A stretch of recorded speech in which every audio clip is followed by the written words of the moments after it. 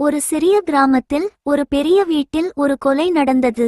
காமாட்சி என்ற பெண் தனது படுக்கையறையில் கழுத்து நெரிக்கப்பட்டு இறந்து கிடந்தாள்.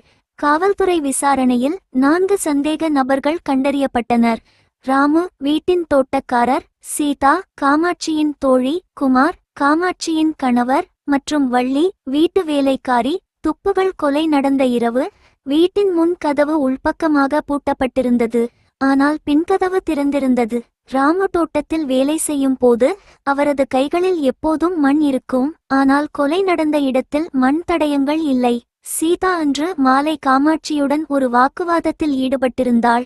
ஆனால் அவள் இரவு 8 மணிக்கு வீட்டை விட்டு வெளியேறியதாக சாட்சிகள் உள்ளனர். குமார் அன்று இரவு வீட்டில் இல்லை என்று கூறினார். ஆனால் அவரது காரின் டயர் தடங்கள் பின்கதவுக்கு அருகில் காணப்பட்டன.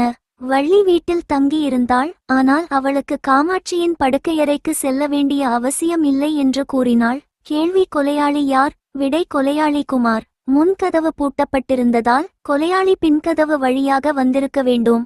ராமுவின் கைகளில் மண் இருக்கும். ஆனால் கொலையிடத்தில் மண் தடயங்கள் இல்லை. எனவே அவர் கொலையாளி இல்லை.